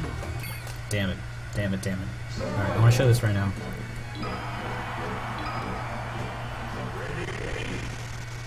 There's a lot of tricky stuff in the microspacing versus spacies. So this is first frame of Nair. This is instant Nair out of shield or jumping. The first hit at the toes is super, or it goes way above Fox. So it's not till the second hit that an instant Nair out of shield will hit Fox if he is at that spacing where he's like at toe length away.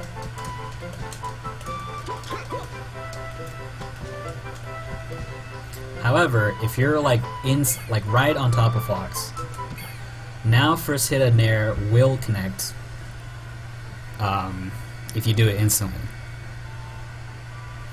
And then this will catch Foxes with both hits. But you have to be like inside of Fox.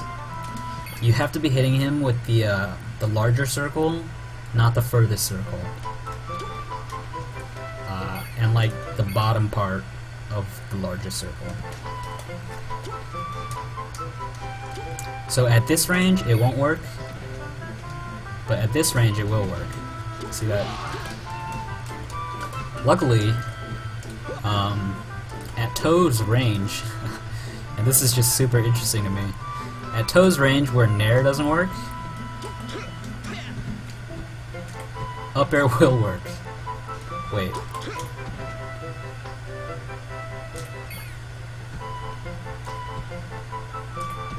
Up air will work.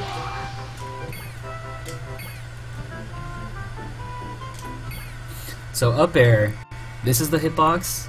The larger circles at the toes now, and the very bottom of that circle will clip a Fox.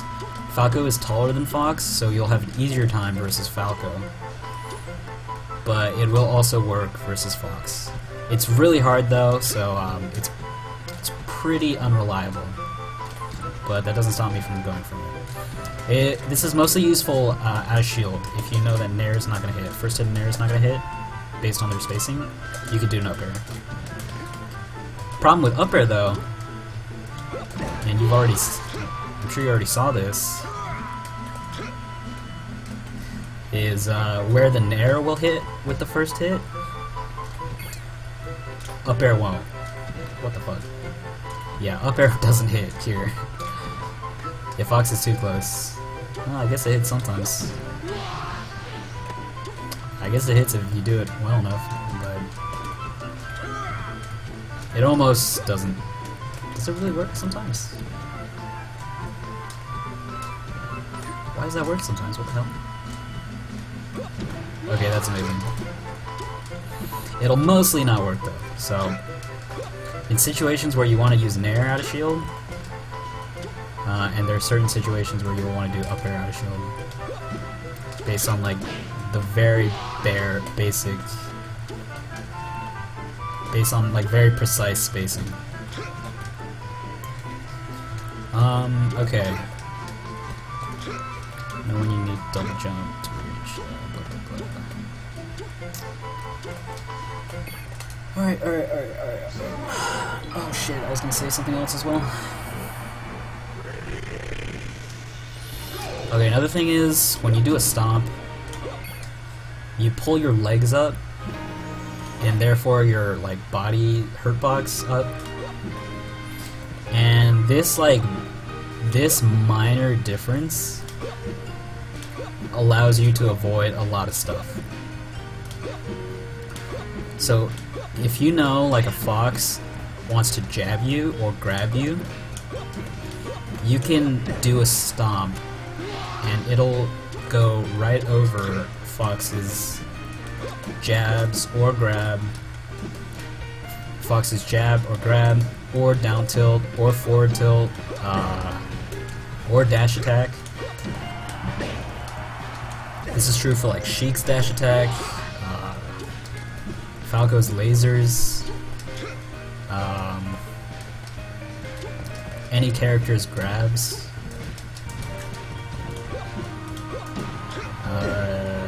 Yeah. It's always pretty amazing when Falcons stomp a jab or a grab, because a lot of times characters will use jabs and grabs to invalidate Falcon, just because of how much faster they are than everything Falcon can do. So beating it with Falcon's slowest move is always very satisfying. I didn't really talk about Falcon's out of shield game either. But yeah, basically you have nair out of shield, up air out of shield to cover space in front of you. You have back air, but back air can be hard to hit, and it's pretty slow. But if you can like read their movement like above you or something, like say versus a puff, you can do that. Knee out of shield, it's pretty slow, and you have to fast fall it, so it's even slower to get the hard hit. So only do that versus like slower moves that it's guaranteed against, really. Stomp is good because it can beat what a lot of people use to keep their pressure safe. Like if somebody does an aerial into a jab, if you do a stomp after the aerial, you can beat their jab. Same thing if they grab, because they think you're going to keep shielding. You can stop right over it. Versus spacies who aren't that great at shield pressuring, or even just versus certain kinds of shield pressure with shine and stuff. If they do like a cross-up aerial, or like if they're like pretty far away from you once they shine you, you can or once they do an aerial, you can jump, and you can do like a slight forward jump and then fade back and stomp. And because you pull your legs up, you can vault over the shine hitbox and shine a spacey, or and stomp a spacey shine. Don't expect it to, yeah, so if you have a really, you can like, in addition to that, you can like shield DI, the aerials and shines to get that like precise spacing,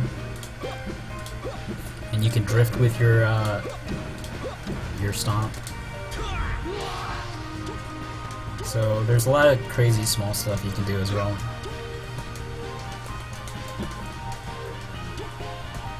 Okay, but this is about tech chasing. It's tech chasing.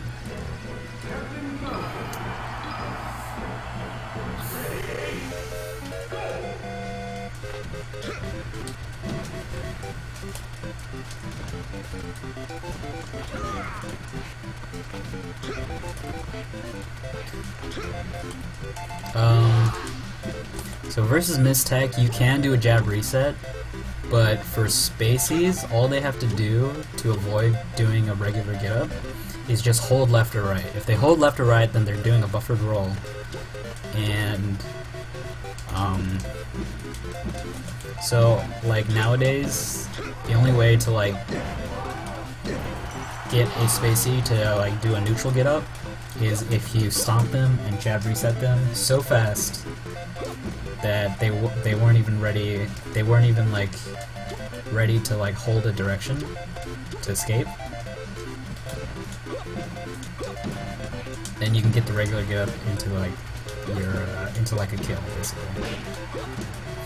Otherwise, there are like most spacies, in my experience, will almost always like roll away after a jab reset. You can do the whizzy where you just crouch on top of them. If they do a get up attack, you do a forward jump into a knee. If they DI in, you can get another knee, and you can just kill them straight up. and if they do a tech roll or regular get up, you just regrab. If they roll behind you, you have to dash back and grab, which you can totally do if you've practiced it. If you're good enough at reacting, there is a different kind of tech chasing tree that is the most brutal and rudest thing I've ever seen in my life. But basically, off of a down throw,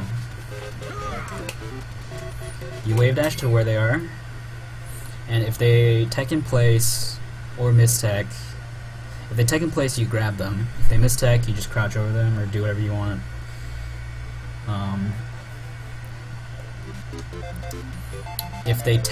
If they roll behind,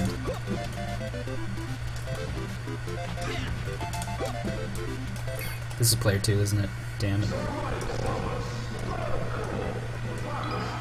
This works for Falco too, even though he has a longer roll. Even with this roll, you can still do this tree.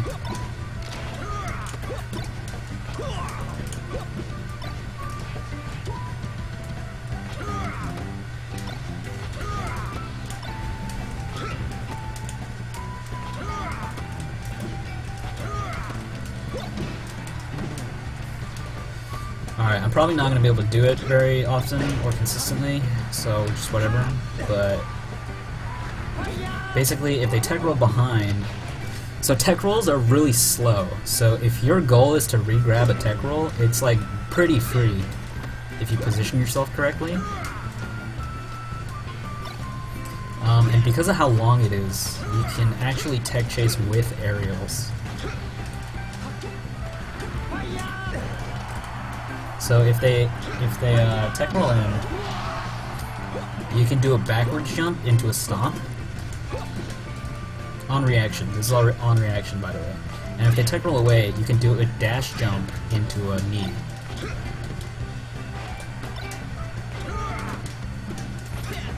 So that's dash jump for forward into a knee, and back jump stomp for a tech roll in. So yeah, that's amazing. Another way you can tech chase, it's the same as the Wavedashing reaction tree, except you can do it. You can do it with just dashes, with foxtrots and stuff.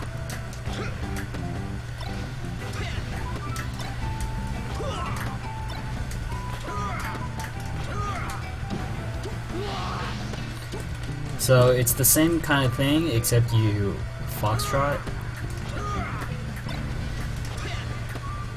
You basically want to put yourself, depending on their DI, you want to dash the distance so you end up right in front of them. So if they tech in place, you just instantly grab. If they tech away, you do another dash into a grab. And if they tech behind,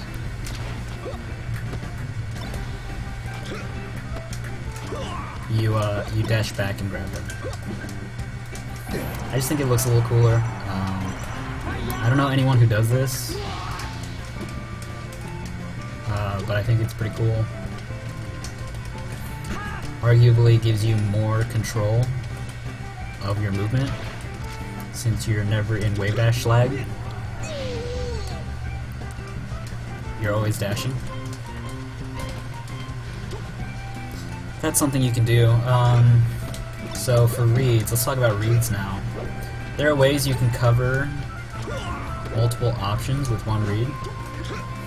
Raptor Boost is one. You can cover 3 out of 4 options, basically at any time.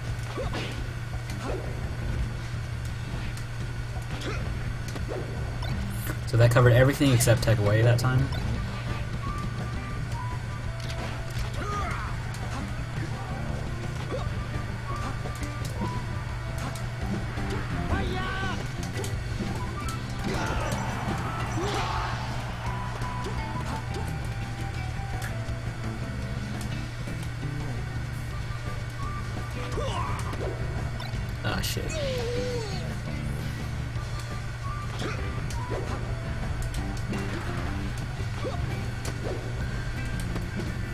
If you force them to tech like near the ledge like this, the ledge can cut off their tech away option and make raptor boosting cover all of the options. Cover every option except slide off. If they slide off and make it to the ledge, then you will, if you're too far, if you do it too close to the ledge, you'll slide off, you'll fall off and die. But sometimes they'll like land right here and not have enough momentum to slide off, in which case this is super guaranteed. It'll cover every option, and usually leading to any... yeah. And with this technique, you can basically always cover like 75% of the options, and sometimes 100% of the options. Down smash is another thing. If you time it, you have to time it and space it correctly, but it can cover 3 out of 4 options if you get there in time. Or if they're at the ledge, you can cover all of the options. But usually it's pretty hard to set up, or it's not common. But a lot of times you'll catch people like rolling in or something and getting hit with it anyways. Like they don't roll out because it's scary.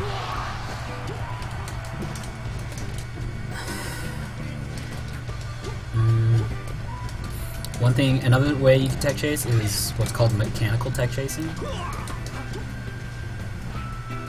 So, I think you can do this with knee, but you can at least do it with backer. So, if you grab Fox here, you can back air tech in place. Because it's at the ledge and tech roll away is cut off, you can back air tech in place and regrab tech in and tech towards the ledge. And this basically means if they do tech in place, if they're at the edge like that as well, then your back air will cover tech away as well as tech in place. Basically, this lets you put out a hard move that can kill for free. I think you can do this with knee as well. You can knee tech in place and still regrab both tech plays. And that basically gives you a free read that can kill your opponent.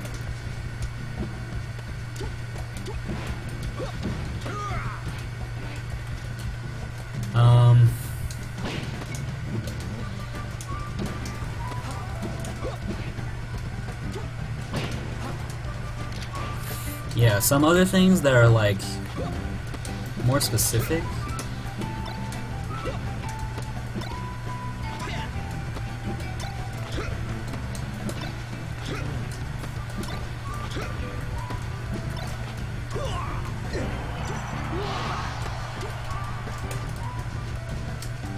So if you like down throw someone and like you jump towards them, you can often like hover above 2 options. I don't know if I'll be able to show you this, but basically like, so right there I waited to see which way he was going to tech, and because he missed the tech, I reacted with a back air and I hit it. But if he were to tech, so I like position myself here, if he were to tech forward or into stage, then I can up air on reaction as well. It's kind of hard to hit, but this is like, it's like an aggressive way of covering 2 options, or 3 options. However, if versus people who are like good at reacting to what you're doing and then teching accordingly, then as soon as you jump, they know that you've given up the chance to cover tech away, or just tech in the opposite direction, tech in to where you're jumping from. So yeah, so if they tech in, then there's nothing you can do. However, versus these like visual people, there are ways you can like trick them. So if you do like a dash dance knee,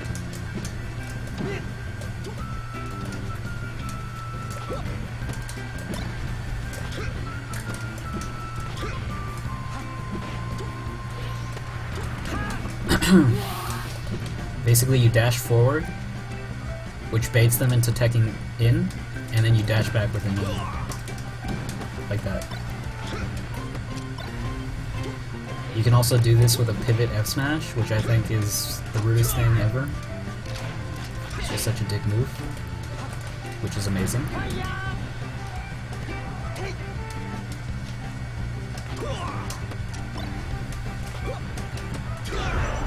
Yeah, that's just...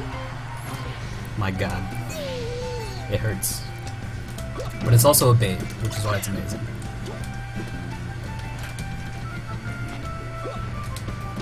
You know, we're Falcon mains, we want to have fun with it. So you have a lot of options in terms of like killing off of tech chases, never dropping tech chases. There are ways you can practice it, get really good at it, and just be a monster, like Wizrobe. But like one thing that is crucial, like in my opinion, because of how like disadvantaged Falcon is in the neutral, every time he gets an opening, it's like huge opportunity to get massive damage or a kill. So what this means is you really shouldn't be going for reads every time,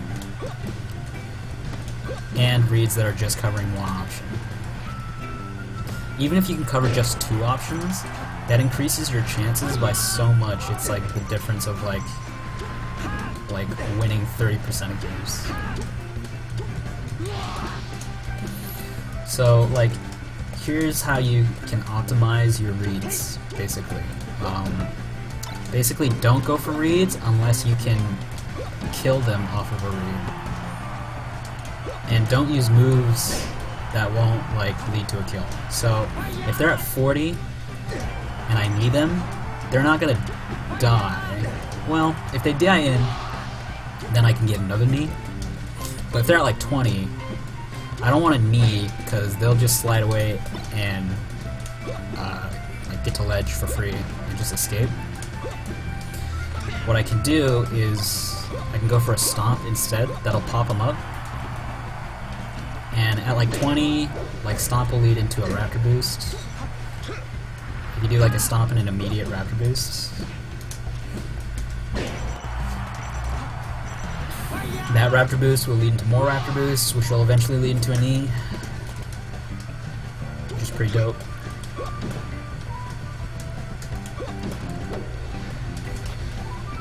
That was a little high.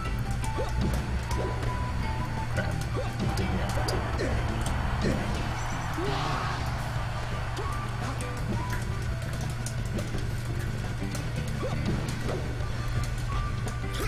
But basically, if your read is only gonna like make them hit the ground again, causing you to have to go for another read, then just tech chase for a little bit. Because Techchasing should be guaranteed, whereas reads cover 1 out of 4 options.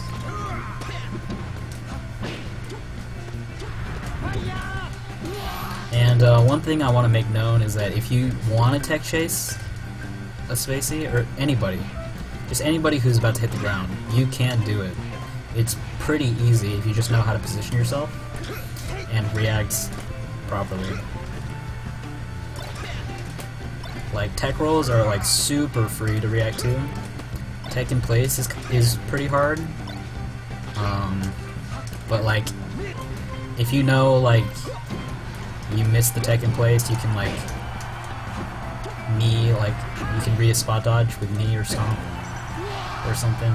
Like, they're escaping really fast, so you're putting a lot of pressure on them, and they'll likely want to use an escape option.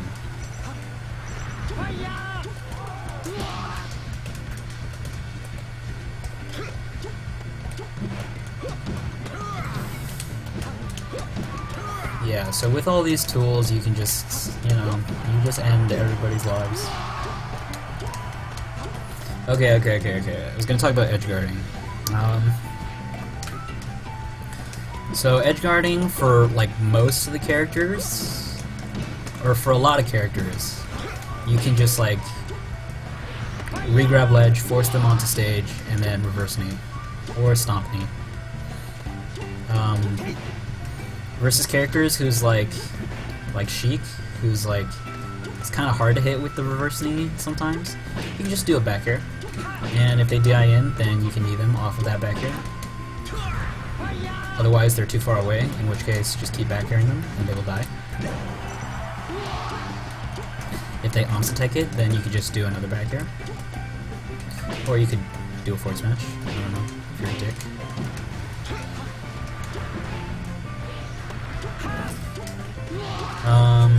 So yeah, like versus most characters, you can do that. Like Sheik, Marth, Falcon, Ganon, the Mario Brothers, etc.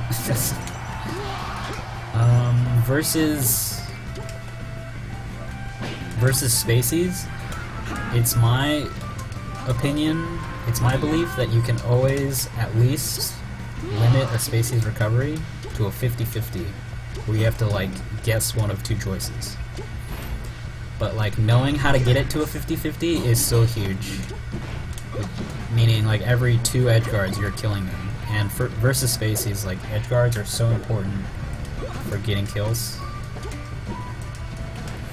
But basically the flowchart is this. You'll want to cover side B with a hitbox that stays out. You just want to throw it out like basically as soon as they can side B. If they are high enough above the ledge. If they're too far below the ledge, then they're going to up B, and you can just shark them and then hit them out of the up B and kill them. If they try shine stalling is only good if they have a jump. But yeah, if they shine stall and they drop like super low, then past a certain point, just go back to ledge and they'll be unable. You can just ledge hog them. They fell too far down because you have a double jump and a up B.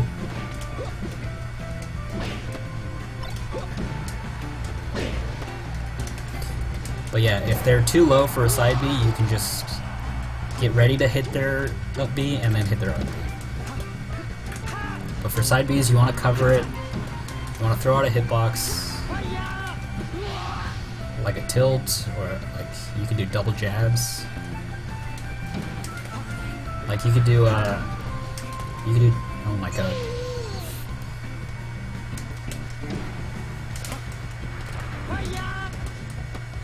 You could do a dash, wave dash, and if you don't hold forward, you won't slide off. You'll go instantly into teeter, which is the furthest distance you can get to a ledge or a platform edge. And from here you can do double jabs to cover. You can vary the timing of your double jabs too. But you can double jab to cover an illusion or a spacies side B and cover their short.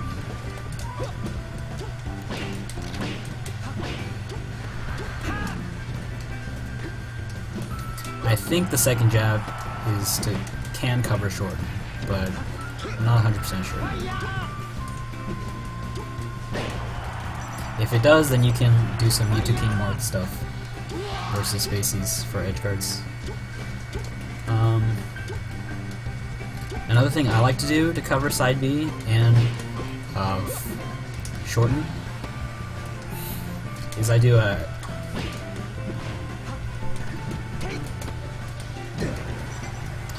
an edge cancel back here. Oh my god. Except I live. I do an edge cancel back here like this.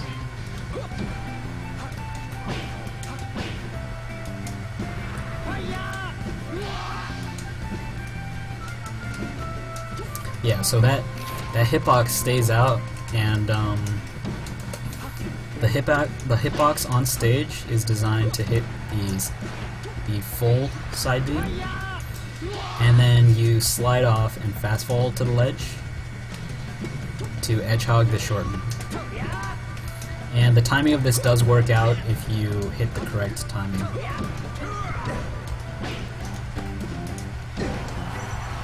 You just have to be used to getting that edge cancel. Looks super sick when you do it. Other than that, yeah, you can, for Fox, you can kind of react to their side B. Falco, it's much harder. But if a Fox like dips like low, like to like edge height, then you can wave dash, fast fall, grab ledge, and edgehog him.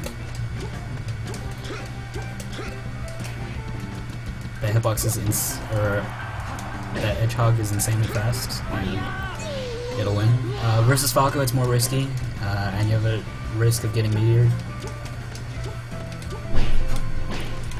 So versus Falco, I would just limit it to like 4 tilts, or like knees. 4 tilts pretty good versus Falco, in my experience. Okay, for spacies up B, Falcon can cover like all these different ranges. And if you just hit a spacey off stage, they're going to die. So from different positionings, you can cover different things. You have different trees of covering the same kind of stuff. From here, if they go onto stage barely, you can reverse knee them. If they up B too close, you can fall off with a back air and live, or you can double jump back air.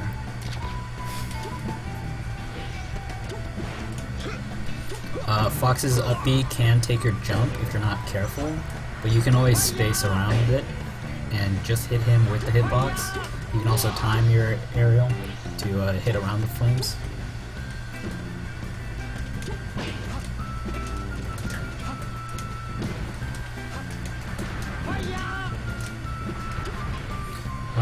In general though, if like they have to up B like close to stage, you can just dash dance and like react with an up air to send them off again.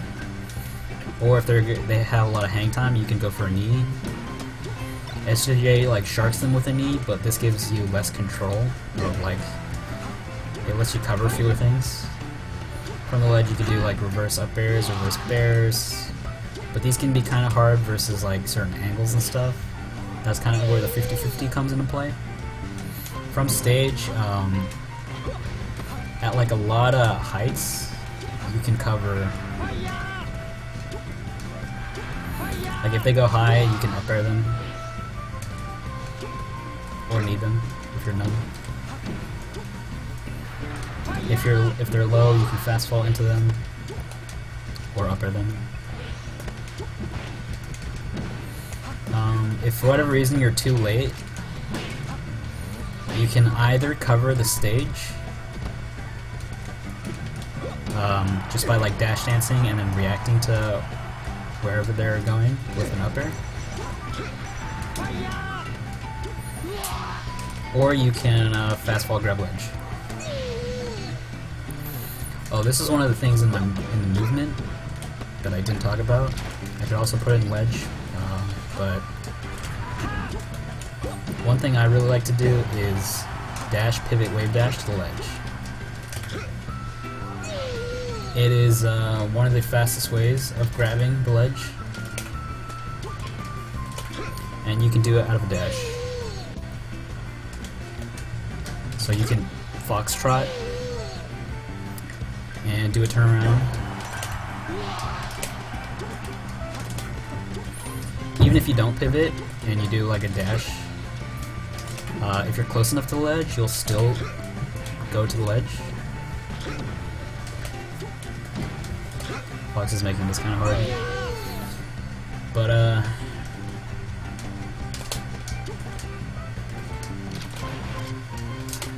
You can do dash, pivot, wave dash from like, so long as like your dash puts you at the edge, you can do it like all the way from back here. And it's insanely fast. And because most up Bs or recoveries have like a rising portion or something that like can't grab ledge right away, you can pretty easily beat people to the ledge if you try to go for it. So yeah, if they're up being from high, you can either guess that they're going to go on stage, cover that, or you can read that they're going to the ledge and grab ledge. Although if you telegraph that you're going to go to the ledge, they'll probably go to stage. But yeah, too many Falcons today, in my opinion, give up the ledge for spacies. But I think even if you can kill a spacey like 1 out of every 2 tries for edgeguarding, you needed to do that. You can't just let them like get away with an option for free every time. Edgeguarding is so huge for Falcon because he has the potential to do it with his speed and aerial mobility.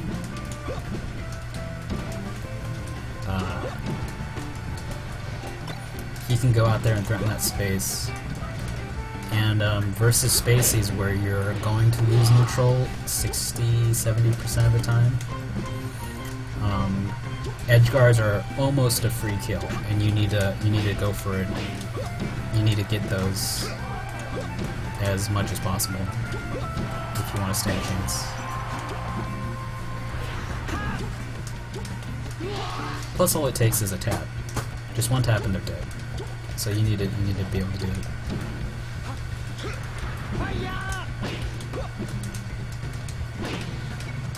Versus other characters like Peach, Samus, and Puff, you kind of can't really edgeguard them well. Peach, you can kind of wait her out and force her to run out of recovery moves. Really, your only goal is, or your only objective is to hit them with an up air or keep them above you, so you can hit them with an up air later. If you can do that, that's already like fantastic.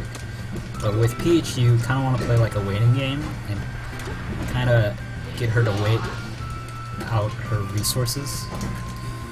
She has a lot of options with a float, her float, her double jump, and her parasol. But if you can get her down to just her parasol, then she starts struggling, and you can might be able to kill her off of a read. But versus these characters, it's important that you don't put yourself at risk off stage, because if you miss an edgeguard and they get back to stage, they can edgeguard you for free. If they're high enough percent where like a back air is going to kill, or an up air, then you really don't even need to edgeguard them. Peach and Samus are heavy, but Puff is like really light, so, and she has the best recovery, so versus Puff, it's not even worth edgeguarding her, like, ever. You just want to kill her with hits. Versus Samus, you can interrupt her bombs. You can go out there and like run into bombs and then recover and make it like really hard for her. If you do that with like 2 bombs, then she's like struggling super hard. Versus Samus and Peach up B, as well as like Martha up B, you can do a full hop and then a stomp, and you can time this fast fall to cover their up Bs on reaction. You just gotta be careful of their hitbox. But even if you trade, that's like a win for you. Yeah, your stomp goes like pretty far through the ground. So like a stomp hitbox is pretty good. People can tech it and stuff, but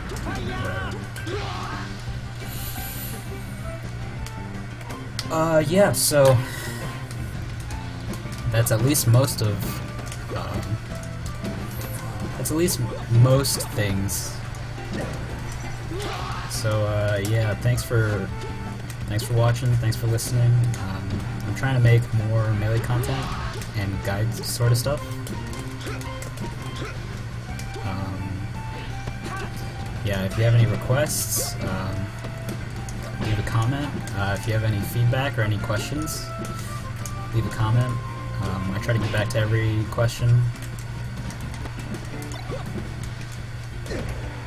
And I try to make like my guides and analysis like as beginner friendly as possible. So if you're interested in that kind of stuff, you can subscribe or follow me on Twitter or in the 20GX Falcon group. That's where I post my stuff.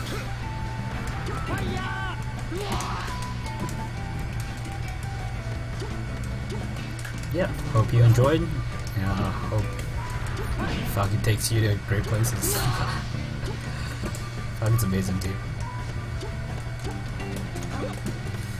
Falcon is like so good that it's really a disappointment at how undisciplined everybody is with Falcon. Like, he has the tools to do everything and kill everybody and win neutral all the time. Maybe not win neutral all the time, but at least to kill everybody. It's just up to us to do it. And no Falcon has really shown that capability at like a godlike potential. So I picked up Falcon because there's just so much potential with him.